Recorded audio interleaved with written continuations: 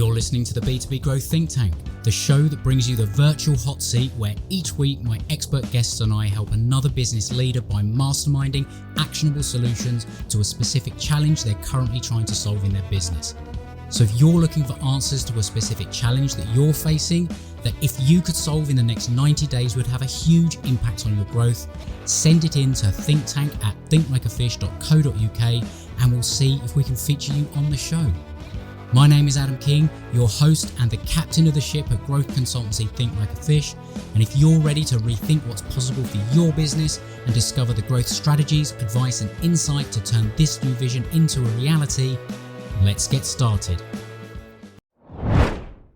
Hey, Adam here, and thanks very much for tuning in. And as you are, I'm going to make the assumption that you are responsible for generating revenue for an established B2B professional service business, and you're looking to grow your revenue. So what I've got for you, you're going to absolutely love, because I've recently released my new revenue multiplier calculator and bonus training, where using this tool and following the training, you'll discover how to uncover the hidden revenue opportunities in your business and be able to systemize your growth using 7 revenue multipliers that can double your business in 12 months or less. So if you want to go and grab your copy, go to thinklikeafish.co.uk/calculator.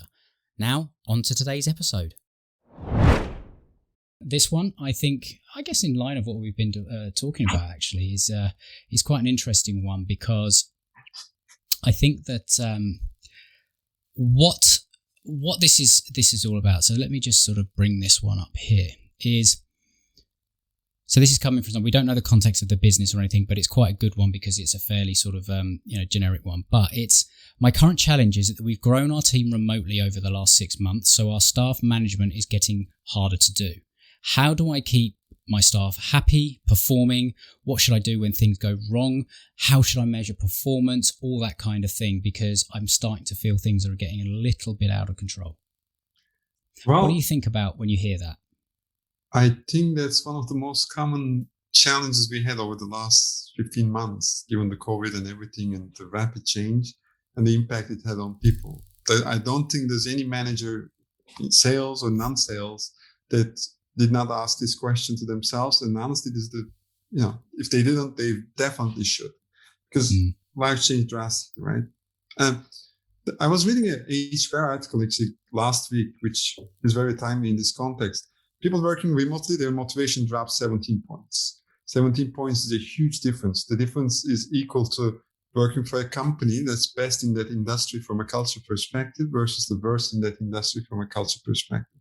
So suddenly you may have been the best manager, you may have had the best team that has the highest engagements, and now, they drop to something that's like the worst. And this is something that you did not do wrong or anything. So we all need to build a different approach. Let me give my perspective from IBM side, and then let me give my personal opinion about, what I'm doing with my team. Because again, this is the same question I'm asking myself. From an IBM perspective, one thing we did well, I think, when everything started was we had a pledge that our, superior executives as well as HR department created. And this is about, first and foremost, the people side of the equation, because people working remotely with kids at home, they have different priorities. They have different challenges. You need to understand that, when you have a video conference meeting like this, in a way, you're a guest in their house during that time period. You need to have that attitude. You need to act accordingly. You need to understand that they'll have different priorities throughout the day, that they need to take care of their kids maybe during the day now, and they can work instead in the evenings. You need to show that flexibility. You need to show that you're there for them. Before any of this, you need to ask the questions, how they're doing and how things are working. And this has one professional aspect for sure, but also the personal aspect, because people have different things that they're dealing with when they're working remotely now, especially with the last year. Even small. That's huge, isn't it? That whole sort of shift in. I think I've been saying that this sort of thing is. I couldn't believe that people were still getting on a train and commuting 2 hours in and 2 hours out to work every day. I've fortunately enough been remote for 5 years now. And, we built the office in the garden and stuff like that. So we have that separation. But if it was to be thrust on me, I can only imagine how difficult that was. And I think that, and I've heard like on the other side of the coin, like horror stories of people that are literally locked in their house and dealing with, 3 children of different ages, with a partner at home as well, and all the rest of it. And their manager or their boss or whatever have then come down very, very hard on them and said, you're not performing, you're not doing this, you're not doing that. And one story that I heard was from my wife, and she said that one of her friends, it happened to them, and she literally had to, in the middle of one Zoom meeting, when she got called out for something, she just went, right, turned the computer around and showed the chaos that was going on with the kids in front of them and said, this is what I'm dealing with. Absolutely. Like, it's like, not to have that empathy is incredibly naive, I think. Absolutely. Verging on psychotic, I think, like, to not understand that 100%. is a reality for people. And so I think you're right. It starts with the people, and also the empathy and the understanding of the new situation, and that you have to be flexible. Absolutely. Then the second biggest mistake to avoid, I would say, is we have this management approach that we built over, again, decades, that's really strictly sticking to certain checklists. We are asking people to do certain activities to get the end result, which, again, is great and helpful in certain cases. But in an environment where people have much less motivation than they did, the moment you push a checklist to people, that's all they're going to focus on. They're going to just check the box, move on to the next task, and check the box and move on to the next. You're not going to get the end goal, though. If people have the minimum motivation only to get you, out of their bag, that's not going to deliver the results you need. So the discussion becomes, how can you convert that conversation to something where they share ownership as you do on delivering that result? The way you can approach this is, there are great articles, great tools, great processes, but in simple terms, the way to approach this is, structure your week. Set Mondays a discussion together as a team where you talk about the commitments for that week and how you're going to get to those commitments. And you need to ask that how question to people instead of saying, here's the checklist I need you to get done. But give them the flexibility to define how they're going to get there themselves. Then keep them accountable to that, but give them the flexibility to define it. And then give them the flexibility to execute on that based on their own timing, given what's happening at their house, as we already mentioned. Then from Tuesday till Thursday, try to set only individual conversations, like talk to them, try to get an understanding about where they are, how they're doing with the stretch assignments, not to, investigate, not to look everything with a microscope, but sincerely, seriously asking how and where you can help them. Because by design, some of the tasks they will have will be stretched. That's why you're the manager. That's why they work for you. And you need to have some added value proposition that you're bringing to the table. But keep those discussions more individualistic and more individual, unless there's a task you will accomplish as a team together working on something. Then Fridays, use that in a way that you kind of reflect. We committed this, here's where we are, and this is where we get to.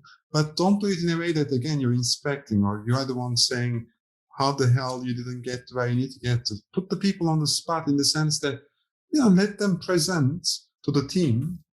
And if somebody is pitching to the team something on Friday, they'll do their best to look better.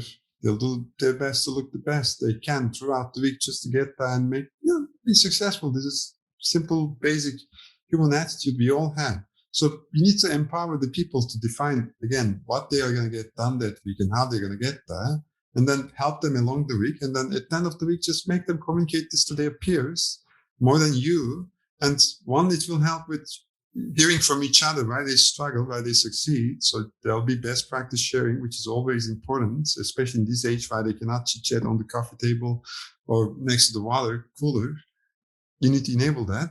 Then the last piece that I would suggest is try to create some time for people to socialize. It is very hard these days, but it can be a pizza party. It can be virtual happy hours, but try to do something that's a bit more fun, where you create a bit of a teaming culture. And the second one, again, people to connect with each other, because again, we work with people. We work with each other in the team. We work with our managers, and the more personal level we have a relationship, the better, the easier. Of course, we need to be, again, conscious about people's lives at home and how things are going, and they may or may not be able to join these kind of things. But it's good to have this kind of activities that brings people together out of the work context day in and day out, because there's something called, Zoom fatigue for a reason. We are always working now. We're always at home and available, and there's the balance we need to somehow establish. That will be the last tactical piece. Yeah, and I picked up on the word that you used there that I think is it kind of underlines all of this, and it's culture. And I know culture will mean a number of different things to different people, but I think if I ever sort of think back to times when I was in working in businesses and all the rest of it, there was a definite sort of type of culture. And I think that when it's good, it's almost like the culture doesn't matter quite as much when times are good and all the rest of it, and you can manage your stuff because everyone is seeing benefits and all the rest of it. Things are good, everyone's happy. But when things turn a little bit south, the culture will have a massive impact on how people react. And I think that culture, it always does start from the top. It starts from the leadership sort of communicating the vision, what is expected, and not just from a performance basis, but from a behavior basis, from how you treat each other in the team, how you treat your customers, how you treat your suppliers, how you treat basically everyone that comes into contact with the business. It's not about perks. It's not about, getting ping pong tables in the office or anything like that, or, sending, I don't know, ping pong balls to people's houses so they can ping pong through Zoom. I don't even know if that's possible, but who knows? It's about that cultural thing, and that starts at the hiring process.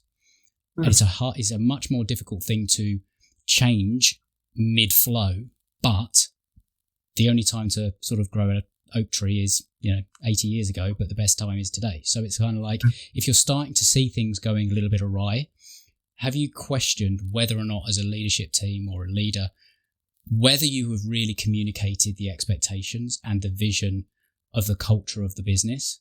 Because that still needs to go through even when you're remote. Absolutely. And one common mistake we all do is when things are rough, we stick to our playbook harder. We stick to things we do, that got to us. That we're comfortable with and we know and we understand, right? And we force it more, we push for it more, we push for those things more. The thing is, though, you need to take a step back somehow, calm yourself first before even engaging the team, and figure out how we can approach this holistically, how we can approach this more productively. As you said, the best time is today. It may take 8 years for certain things, but it doesn't matter. You take that step back, saying what are the things we can do differently, and don't expect we have all the answers. You need to be open and transparent with the team and let them come up with the answers. Again, the more you give your ownership to people in this age, the better, because you're not in the same office. You're not going to see what they're doing already day in and day out. And it's simple number one management advice. Like, if people feel ownership, they're going to come up with the solutions. They're going to feel ownership to execute, and they're going to get that. If you give them the recipe of success, and here's the checklist, check the boxes, that's all they're going to do. They're going to check the boxes, nothing more, nothing less, and that's not going to deliver the results you need. And I think one of the other things I always used to do when I was running teams is you kind of give the people that are working in whatever role they're working in, you give them a number of success metrics. We might call them KPIs or something like that. But it's kind of like, if you can give them some key things to monitor on a daily, weekly, monthly basis, they will know whether they're doing a good job, like performance-wise. Absolutely. It never becomes, you never get into a review meeting with someone when you have those success meetings, and then you have to have a hard conversation and it becomes a surprise. Absolutely. And you need to talk the same language, right? You need to agree on what the success looks like, and you need to have the hardcore numbers for that, because this is sales. It's all about the numbers at the end of the day. But it might look slightly different with different departments or different roles or anything, but each of those will have a success metric. Like, absolutely. From the person that answers the phone, like the average answer time is, 2 rings. That's a success metric. Like, that has to be done all the time. If you run the front office, or, when you did have the front office, things have to be, pristine for people to walk in, et cetera, et cetera. Like, it's just those sorts of things. I don't know, like, it doesn't have to be all about hard sales or revenue metrics, because not everyone is going to be necessarily linked to that. But it's, I should still always try and link it back to customer success anyway. But that's just how I look at it. Yes, you need to look at your net promoter score. You need to look at your revenue metrics at the end of the day. But absolutely, there are millions of things that needs to happen. I'm looking at this more from a sales perspective, of course, as you can imagine, being into this too much. But for every single department, that's the case. You need to have that outcome that you're looking for and help people be clear on the outcome you expect. Then let them somehow define how they can get there. If they think there's a better way to keep that front desk pristine, the lobby much cleaner and nicer, then let them do it that way. Keep them accountable if it is not, but just give them the flexibility once you define the success. Definitely. Well, I mean, there's I hope a lot of practical ideas in there, but also a lot of things to maybe think of from I guess a slightly bigger perspective as well, thinking the cultural side of things, but the practical side of things that you can do in there. Take some of those steps. And I love the whole thing about sort of structuring a week around how you communicate with your team and the things that you do with your team and making extra time potentially for your team. I think that's fantastic advice. So I do hope that's been helpful, not just for who sent it in, but also people listening. So thank you very much for that. That was good fun and also very valuable. So that's it for this episode. I hope you found it valuable. I hope you got some great ideas that you can take away and apply to your business to help you grow. If you did, please share it with somebody else that might also find this valuable, because they will thank you for it. Also, to let you know that I have a podcast gift page where I put a lot of resources that I love to share with my listeners. You can find the links to join the Facebook community there, and you can get my book, The Conversational Relationship Marketing, and the audiobook version, all for free, plus a number of other resources I'll be adding over time on that page. So make sure you head there to thinklikeafish.co.uk/podcast gift, and you can help yourself to the things that make most sense to you. And if you have enjoyed the show, please make sure you're subscribed. You'll get updated as the new episodes come out. And finally, last favor, please consider giving the show your honest rating and review on Apple Podcasts. I read every single one. They mean the world from me. I love hearing from my listeners, and it does help others find the show as well. So if you want to go and do that, I'd really appreciate it. But until next time, have an awesome day, and we'll speak soon.